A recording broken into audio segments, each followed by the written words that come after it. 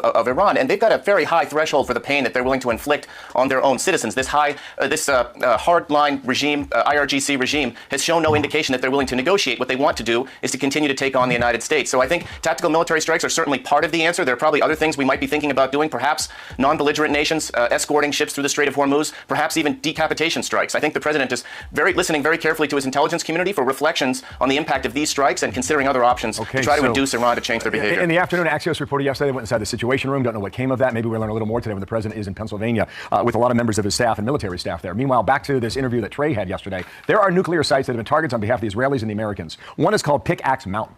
I don't know how significant it is today, but here was the question and the answer that came yesterday. Weapons experts say that the United States doesn't have the ability to strike deep enough with these bunker buster bombs at Pickaxe Mountain. They can go deep. We have good stuff. Nobody knows about Pickaxe. By the way, nobody knows if they even are doing anything in Pickaxe. It's just something that comes up. We have cameras on it. There's very little activity there. But if there's even just a small amount, we'll hit it, and we'll hit it hard. Okay, I want you to answer that. And also, I was listening to your first answer, and that matches up with what the Institute of Study of War is saying right now about Iran. Here we go. Iran retains the ability and willingness to attack commercial shipping despite recent U.S. strikes on Iran. The threshold, you use that word, Dan, the threshold for Iran to be able to disrupt shipping in the Strait remains low, however. Can you interpret all of that? Pickaxe and what ISW is saying. Yeah, so first of all, Iran can continue to use their asymmetric capabilities to disrupt the Strait of Hormuz, traffic through the Strait. They're launching drones from deep inside their own territory, and that's a challenge for us to find those locations from where they're launching. As for Pickaxe Mountain, look, the Trump administration gave Iran every opportunity to negotiate a deal on Iran's nuclear weapons, their ballistic missiles, their support to proxy terrorists, and Iran has rejected those offers. There were significant opportunities for Iran to grow economically and build out their economy, but they chose not to do that. If they don't want to do that, that leaves us no other option than to continue to strike Iran's weapons of mass destruction. That's their nuclear sites and their ballistic missile sites, the drone sites, and continue to take the fight to their proxy terrorists. We've seen what Israel has done to Hamas and Hezbollah, and I would expect all of that to continue if we don't get to the place where we can have negotiations with Iran, and right now we're not there. Okay, Dan, thank you. Dan Hoffman, we'll talk real soon, okay? This is an active story ongoing as we speak at this hour. Thank you, Dan. Two developments just happened in the same 24-hour window, and separately, each one is big. But together, they're the 1-2 punch that could finally end the era of stolen elections in America forever. The House just passed the Save America Act in a legislative masterstroke, attaching it directly to a major appropriations bill so the Senate can no longer bury it in a procedural grave. And President Trump, with the CIA director, the FBI director, the DNI, and the Secretary of Homeland Security reportedly standing behind him, is set to take the national stage tomorrow night to deliver what he himself is calling the biggest news this country has ever heard. Gang, what you're about to see here is not just a legislative win. What you're about to see is the strategic setup for something far more powerful than any bill, a national security emergency declaration that no court, no Democrat, and no rhino can stop, are going to be without question the most pivotal moment for election integrity in our nation's history. So let's start with what the House just did, because this is smarter than it looks. Yesterday, July 14th, Speaker Mike Johnson attached the Save America Act directly to a major State Department and national security appropriations bill. The result was a 215 to 211 vote that cleared the House and now heads straight to the Senate with the Save Act, an intrinsic part of the appropriations bill that only requires a simple majority, thereby bypassing the Senate filibuster. And to Mike Johnson's credit, this is the third time that the House has passed the Save America Act, okay? So Speaker Johnson has been delivering big time on this. We got to give credit where credit's due. Now, ironically, Speaker Johnson used the same Reconciliation 3.0 framework that the now late Senator Lindsey Graham was building before his passing. There have been two major reconciliation bills passed thus far. Again, reconciliation bills only need a simple majority, 51 votes. So we had the one big beautiful bill and the $70 billion ICE CBP package through. Those were passed through reconciliation. And as it turns out, Lindsey Graham was actively working on a third reconciliation bill, Reconciliation 3.0, specifically designed to include the Save America Act. It would be a defense appropriations bill akin to what the House just passed. And Senator John Thune has signaled that the Senate will go forward with that. With Maine Senator Susan Collins now on board, Republicans have the vote. We've got 50 votes. We talked about this yesterday. The fiscal argument is airtight. Senator John Kennedy of Louisiana has correctly pointed out that proof of citizenship requirements directly reduce federal benefits costs. Okay, to tonight's monologue. So you ever notice Democrats are always only doing something? They're only taxing billionaires. The jury did not find Donald Trump guilty. Correct, yes. What was he charged with? Wait, you just said a jury did not find him guilty. Indeed, that's correct. Where are you getting that from? Because Trump was never actually charged with any real crimes. It is indeed a jury found him guilty. Of what? You're wrong. Of what? Okay, of what? You say 34. Tonight, things have gone from bizarre to absurd for what could be the wokest Hollywood movie of all time. The Odyssey is finally in theaters, with a bald black woman playing the role of Helen of Troy and a 4'11" woman playing the role of a Greek soldier. I'm talking. Things are about to get very interesting. President Trump teased a massive announcement coming this Thursday night. He called it really big news for the country. Most people would say if any country is having a golden age, it's the United States. There's more prosperity than ever before, enormous wealth creation, inventions. People care about the environment for the first time in history, but you say golden ages die. Yeah, I wouldn't want to live anywhere else in human history than in this point, because we have made such remarkable progress when it comes to... There are thousands of pages of the documented footprints, the foreign intrusion into our elections. We see this is coming from China, in many cases from Huawei, from Alibaba Cloud Service, from China Unicom, from uCloud, from China Mobile Titong. This also came from Iran as well. Right. This is the foreign intrusion. This is the theft of our vote, but it also is documenting exactly the vote totals that were stolen from Donald Trump. What you're watching is that every line on that drawing, all those moving lines, they represent the IP addresses of what I just showed you on the chart. So when you understand the hacker's IP address and the IP address of the target and the votes that were stolen, every one of those lines that you're watching move across the chart and showing whether they were successful and how many votes they stole, that documents that. Every red line, as they turn red, as they finish stealing the vote, basically, the red lines are all China. So what you're seeing are the actual files being received and sent. That's a documentation of the real-time theft of our elections. Wow. So every line on the map, there's a corresponding line on the sheet. And the color and the line types represent the severity of the attack. Now, red has been the most severe attacks. Those lines are all coming out of China. Those are the most severe attacks on our election system. Wow. Now, this exact information, the same exact type of information, I should say, was presented to former FBI Director James Comey by a whistleblower in 2015. They knew, in fact, that our election machines were open for hacking. It's important to understand that there are prismatic scoring algorithms that they knew about that enter the election, and they steal the vote at the transfer points. So at the point where the vote is leaving the Secretary of State's office and these machines, that is the point at which the vote is stolen at the transfer points. That's what you're watching. Those packets moving that's real-time documentation of the theft of the vote from inside this country. And then the numbers, the last column, those document exactly the numbers of votes. It shows, in some of the cases, Antrim County, where the vote was stolen, and exactly the vote stolen at the exact time stamp of when they were stolen, and the number stolen at that point. So, Mary, what you're saying, Hal, is, and this is what I already know, but actually I'm learning a lot here as we go. What you're saying, every one of these lines, let's say we did take Antrim County, and we took that, we could pull out the timestamps for that county, and we could show the lines, the country that did it, we could show a line for every single hack or attack that we had in this election. That's right. So what you're watching is those objects moving are the actual files that are being received and sent. These are the squares here that are being sent. So everybody out there, what you're looking at, I mean, this is the proof. Presidents are puppets, while the true rulers rule from behind the scenes. The real rulers are those who control our monetary system and the mainstream media. A tiny handful of people, made up mostly of Freemasons, run and control the vast majority of the world's banks and media. As damning and easily provable as is this fact, the Freemason control, there's one other incredible fact, which has also been held from humanity for 500 years now. This fact is even more damning and more easily provable, and is also a direct result of the Freemason control over the minds of the masses worldwide. It is the most ridiculed, censored, and hidden fact in history. If this fact was made known to the world at large, just this one fact has the power to completely transform the world and everyone in it for the better. Holistically, in a myriad of ways. Our rulers are well aware of this, and that is exactly why this truth has been held from us so expertly for so long. It is about the truth of who we are, where we come from, the actual position and significance of humans, Earth, the sun, moon, and stars. The fact is, the Earth is flat and motionless. And that is the revelation that will finally break the Matrix. You have been taught from the earliest ages that you live on a spinning ball. That NASA has sent men to the moon. And you are the result of a Big Bang explosion, which created everything out of nothing. Yet nothing could be farther from the truth. The pictures and videos presented to the public by NASA and other government space agencies are as real as a Hollywood motion picture and as scientific as science fiction. Science facts, on the other hand, prove the flat Earth.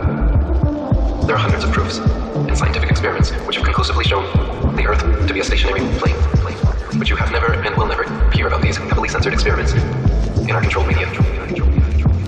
Measurements have been repeatedly taken throughout history until modern times to test the Earth's supposed curvature, and every time have proven what our eyes and experience tell us to be true. The Earth simply does not curve downwards. This mythical curvature exists only in the fisheye lens footage they constantly film, and the fake CG images of Earth they constantly propagate. The spinning globe and every argument used to defend it is simply pseudoscience masquerading as truth. Millions of people worldwide are waking up to this incredible rediscovery. I encourage you to please explore this fascinating subject for yourself. Strangely enough, there's left in the world today an area as big as the United States that's never been seen by a human being. That's never been seen by a human being. And I think it's quite astonishing that there should be an area as big as that unexplored.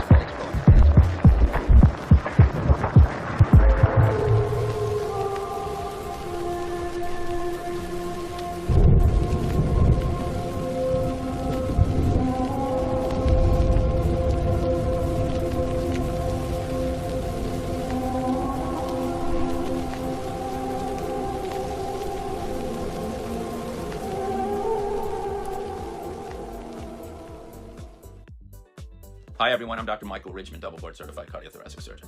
I'm making this last minute because I cannot watch one more video. I've watched 3 of them so far by non-cardiac surgeons talking about aortic dissection, and they're completely unqualified. They've used AI and they've completely got it wrong. Okay, so the only person who knows about an aortic dissection is a cardiothoracic surgeon. So please listen to me, okay, and just throw away the other stuff. Obviously, we do it.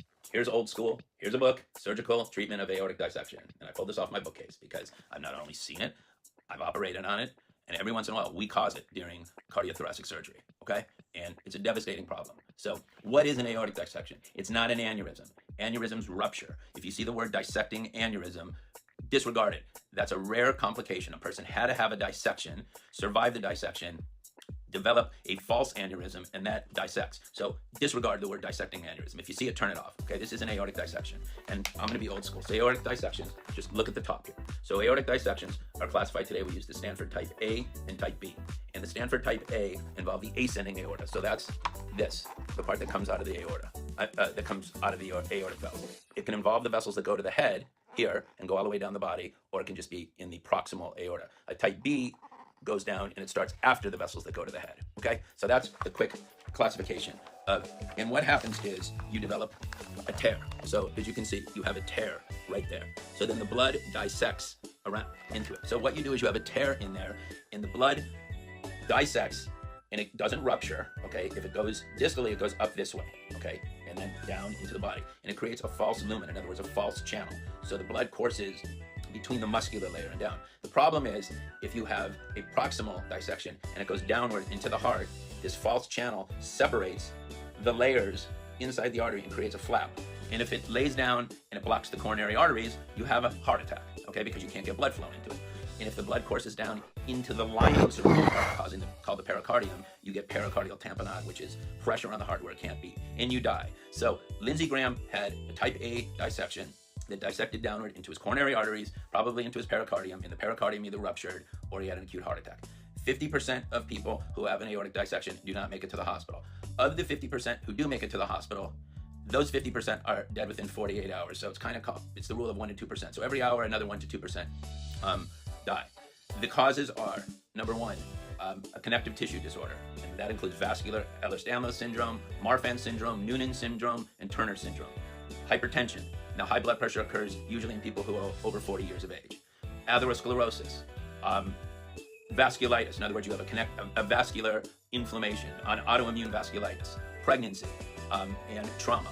Okay, those are the most common causes. Usually the inciting event, we don't really know what the triggering event is, but some people, think hypertension is the initiating factor because we see it in weightlifters who strain and push heavy weights and things like that. But it involves, obviously, there's some type of damage previously inside the wall of the artery that predisposes you to this.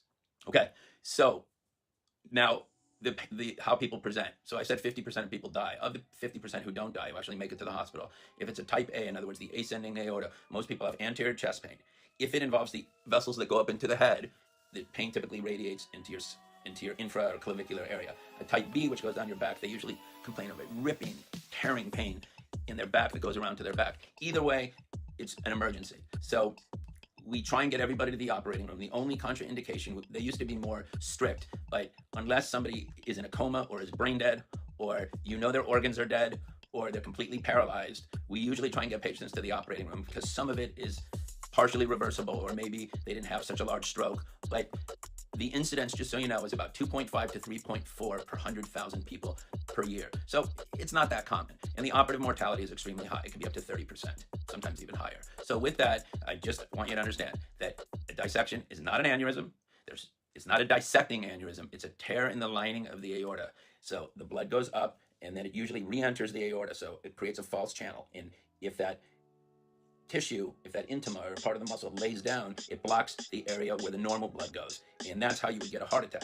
Or if it blocks the vessels to your neck, you would get a stroke. Or if it blocks the vessels in your abdomen, your abdominal organs would die. And if it blocks the blood flow into your legs, your leg will die. Okay? So with that, briefly, I know it sounds complicated, but I just try to do this fast, just so you understand the terminology. And thank you for listening. Owes President Donald J. Trump an apology. President Trump has been indicted by Fulton County. May I remind you that Fulton County has been found to be in violation of election law, not once for the hand audit, but twice for the machine count.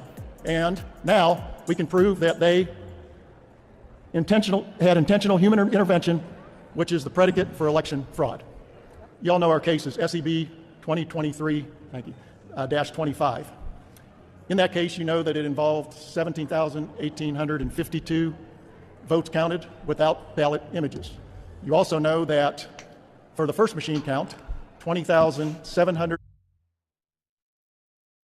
Okay, guys, lock in. I have brought up the name Anand John Alexander a couple of different times now. If you haven't seen my past reporting on him, you can go click the linked video in the caption. In the description, you'll also find some videos tagged from one of my friends, Tara Rule, who has been talking about Anand John Alexander for a very long time, as he tried to recruit her from behind bars. But long story short, Anand John Alexander was a fashion designer who was deeply, deeply connected to Jeffrey's network. There is an infamous photo of Anand John kissing teenage Ivanka Trump on the cheek during the time that she was modeling for John Casablancas' Elite Models. Donald Trump would frequent Anand John's fashion shows alongside Melania and Ghislaine. Anand John's fashion shows drew a very particular crowd due to the clothing he would put his models in, and a lot of the models that Anand John would hire to work for him were consistently on the younger side. Anand John is also very closely associated with Deepak Chopra as well as Vikram Chatwal, who were both associates of Ghislaine and Jeffrey. In fact, this is a photo of Anand John's mother next to Vikram Chatwal's father, and Vikram Chatwal's father and family were major donors to both Bill and Hillary Clinton's political endeavors, and the Chatwal family is massively influential within the hotel industry. Like, that isn't even the half of it, but like, as you can see, he's very well connected within this network. But in present day, Anand John Alexander is sitting behind bars serving a 59-year to life sentence in San Quentin for serially R-wording women and children. Despite his conviction, his family and friends, figures including Marla Maples, the ex-wife of our sitting president, and the false prophet, Pastor Gary Zamora, who has extensive ties to the blue and white state, have been giving their all to help Anand John get his sentence overturned, his 59-year to life sentence for serially R-wording women and children for years. In present day, Anand John is still preying upon children, teens, and young women from behind bars in San Quentin. How is that possible? That would be because Governor Gavin Newsom decided it would be a great idea to take $189 million from California taxpayers to provide digital tablets for inmates within California prisons, including San Quentin, regardless of what their charge is. Even if these inmates have a history of harming women and children or doing digital crimes, it does not matter. They are being able to receive internet access. And that is how Anand John Alexander, a member of Jeffrey's network, is actively able to groom, lure, and prey upon children and young women from behind bars on Californians' taxpayer dime. The DOJ thought that this was such an excellent idea that they're going to fund the inmate tablet program at a federal level, so every prisoner in the United States has unrestricted internet access behind bars. Additionally, Anand John's family, who have been screaming from the rooftops since the moment he was arrested that he is innocent, are the people who are running his network from the outside. Recently, his mother, his sister, and many different young girls who have been recruited into this network to be taken advantage of were invited to the Vatican to perform, and they also additionally presented the Pope with a piece of artwork that was created by Anand John Alexander. And in this photo, you can very clearly see Anand John Alexander's photo in the corner, and he is in his prison uniform. And here's just like another example of Anand John's art, so you can kind of get an idea. And interestingly enough, at the same event at the Vatican that Anand John's family and these children were invited to, Pooh Bear, Justin Bieber's old music producer, was also present as well. Also recently, Anand John's family and some of the recruiters who work for him did an interview with Adam Schiff. Like, there's multiple other U.S. representatives who are close and tight within this network that don't make any sense at all. We'll get further into that in another video. And just to wrap things up so you can really understand the people who are in this network, another person who works for Anand John Alexander's network is a man named Gustavo Gonzalez, and he uses the aliases Lucky Patino and Yeshua Patino. Why does he use aliases, you ask? Oh, that is because he has charges of R-word and kidnapping, and he was there with them at an interview with Adam Schiff. Gustavo Gonzalez also runs a non-for-profit organization called the International Justice Alliance. Keep in mind, this non-for-profit is being ran by someone with kidnapping and R-word charges. Some of the figures who are on the board and work closely with him are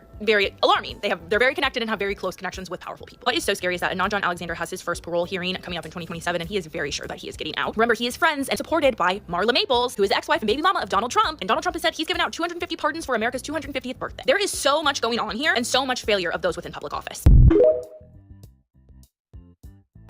I honestly don't know what's going to hit harder. The fact that the Save America Act just reached 50 Senate votes for the very first time, or the declassified bombshell that President Trump is reportedly dropping in front of the entire nation on Thursday night that could shake Georgia's two Democrats. A 2,000-year-old text described the multiverse. Our professors called it magic because they couldn't do the math. It's called the Corpus Hermeticum, supposedly dictated by Thoth, the Egyptian god of knowledge, to a scribe around 100 AD. But the priest at Edfu said they were copying it from Zeb Tepi the first time. The core law is one line. As above, so below. As within, so without. As the universe, so the soul. Modern cosmology says we live in a multiverse, infinite layered realities vibrating at different frequencies. The Hermetic text says there are many heavens above the heaven, not metaphor. It lists 7 heavens, 7 densities. The exact number string theory now uses for hidden dimensions. In 2022, the Nobel Prize went to proof of entanglement. Change one particle, its twin changes instantly, light years away. The Egyptians carved it 4,000 years ago. 2 feathers from the single ostrich of Mut, 2 hearts weighed on one scale. The texts say, all is connected by invisible threads of light. They called it Haga. We call it the quantum field. Quantum physics says reality doesn't exist until you observe. I would just like to point out that a journalist made this video. I took RFK Jr.'s advice and ate nothing but high-protein foods for a week, and I found myself barfing in the office bathroom. Earlier this year, the U.S. Health Secretary unveiled a historic reset of dietary guidelines for Americans. And the very first item was prioritizing protein. The department claimed that official dietary guidance in years past had, quote, demonized protein in favor of carbohydrates. Okay, hang on. Prioritizing protein means protein Pop-Tarts and protein ice cream? In order to meet the level of daily protein intake recommended by the U.S. Department of Health, which for me is around 138 grams of protein per day, I switched to a diet consisting solely of foods, drinks, and supplements marketed as high in protein. Subway. The food industry has responded to RFK Jr.'s Make America Healthy Again agenda with a dizzying assortment of high-protein items now available in chain restaurants and on store shelves, despite his frequent claim that ultra-processed foods are making Americans sick. Ironically, the biggest barf inducer for me was from Ghost's Nutter Butter-flavored whey protein powder. My partner Mads uses it as workout fuel, and I saw it as an easy shortcut to get 26 grams of protein. This glass is supposed to be like more than 50% of your daily protein, and I feel like I can taste it. Who is eating Nutter Butter protein powder if you're trying to eat clean and maximize your protein intake? No wonder you're barfing everywhere. I puked some of the Nutter Butter protein powder that I had. Not all of it, so I think I preserved a good amount. For my breakfast. For years, I remained silent. I never imagined I would be telling this story, at least not like this. I was there, in Rome, in the corridors of the Vatican. I saw things, I heard things most people would never believe. But they happened, and they changed everything.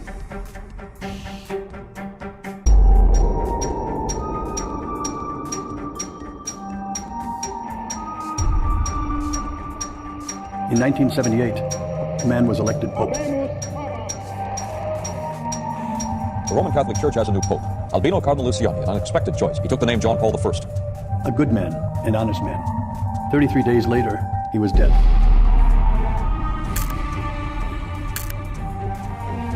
Buongiorno, Papa Giovanni Paolo I, Albino Luciani, è morto questa notte per infarto cardiaco. They said it was his heart. Those of us who were close never entirely believed that. What killed the Pope was not his heart. It was something far darker. When a Pope dies, the world turns to Rome, but Rome rarely reveals everything. The deepest wounds of the church. But was actually this porch post. This post here? Yes, sir. I like the brackets at the top here. About 5 seconds after I stopped recording is when that person fired. And I saw and heard everything but a muzzle flash. So I did see a flash come from the edge of his gun. As you can see in the video, I couldn't see the gun at the time. It was just a head and shoulders on the roof. But we felt like the little concussive impact from the shot going off. I thought it sounded like a sharp muzzle report. It sounded more like AR than a large bore hunting rifle. But of course, I've never heard a gunfire, around buildings like that. I'm always out outside in the desert or something like that. So yes. In your video, you say that you witnessed him running, and the feds report say that he dropped onto that Losey Center roof at 12:15. So where did you see him running? Was it right that he instantly run and dive into the shot, or did he? What the Cradle has been reporting about food insecurity and basically acute hunger, that 1/4 of Lebanon's population now is facing acute hunger because of the U.S.-backed Israeli war. 25% of the population is hit critical levels of food insecurity. Have you noticed this at stores, food flowing in or food supplies? What are you seeing on the ground from your reporting? Well, I mean, there are obviously huge difficulties, not just with food, but with medical supplies. And that situation has worsened because, as I said at the beginning, there's 1.2 million people internally displaced in Lebanon. The large majority of those are in the capital, Beirut. And of course, pressure is bearing down on the services that they would usually use. The shelters, the municipal buildings that the government opens are now packed to capacity. And of course, there are huge food shortages. And the difficulty is that Lebanon as a state is a barely functioning state in many ways. So a lot of the services are not provided by the state itself, but by volunteers. So the people are being fed, of course, by volunteers. There are NGOs and other organisations which are doing this kind of outreach work and getting to people on the street. But of course, coupled with this, with these shortages of getting food to the people, there's a huge rise in prices of pretty much all goods.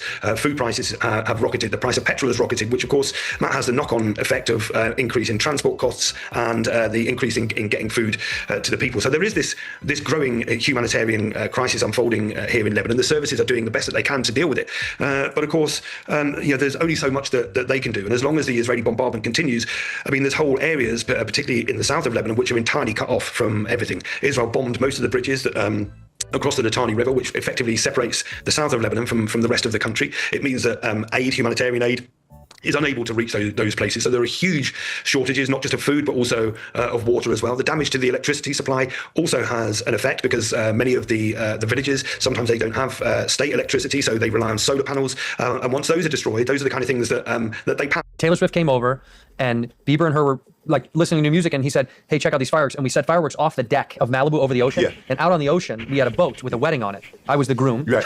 And one of the fireworks, we strung a line to make it look like it hits. Yes. So we made it look like it hit the boat and set it on fire. And we had to swim to shore, in a dinghy and then swim to shore. And I was the groom. And so she ruined my wedding. Yeah. She bought every single second of it. Wow. Like, there wasn't a moment. She was one of the only ones where it was she was so deep in it, she thought she ruined a wedding. I mean, think about Taylor Swift and her brand ruining a wedding. We were like, what's the worst scenario in her mind? Right. Yeah. And I was like, you ruined my wedding, Taylor Swift. You ruined my whole life. And she was she crying? Oh, dude, she was insane. Oh my God. It was awful. She's like, what can I do to make it up? Yeah. Money. I said, buy me a new boat. Yeah. Wedding. No, but that was like the biggest bit we ever ran on that show, money-wise and expense-wise. But she was fun because afterwards, Justin was in on it. Right. He likes to hang out with, he likes to, This is an inside bit. Shannon's not going to get it unless people don't watch the show. There's a photo of Andrew and Taylor Swift, and apparently Taylor Swift says something very funny because in the photo, Andrew's going, like he's laughing, and I'm like, the best comedians on planet Earth. Right. What could Taylor Swift say that's so funny? Do you want me to tell you the joke that Taylor Swift told me? Yeah, tell me the joke. I'll tell you the joke. You want to hear the joke? Yes. This is the joke. No. Yeah. She said, what was it though? I don't remember. Yeah, but here's the thing. When you're around people that are high up, you start you start something that other people are laughing at, and you'll just laugh, even though it wasn't funny. Show the photo on the show. It's not that I'm not laughing at her. I'm smiling, looking away. Right. Yeah, but here's the joke. Here's the joke that I told her that made her laugh. They didn't capture that. I said, a guy runs into an old friend, right? And he says, hey, I'm dating twins now. And his friend says, ooh, twins, that's really hot. He goes, how do you tell them apart? And he goes, it's really easy. Okay, Natalie paints her fingernails purple, and Mark has a cock. What do you think, Bobby? No, I don't know. She said that to you? No, dude. That's code Shannon to get $50 in lineups after you play your first $5 lineup. It'd be illegal for me to comply with the orders of Congress. I don't believe you. I mean, there's no way that's true. They're lying. They're withholding the Epstein files. They're breaking their own law. This actually is the death of democracy.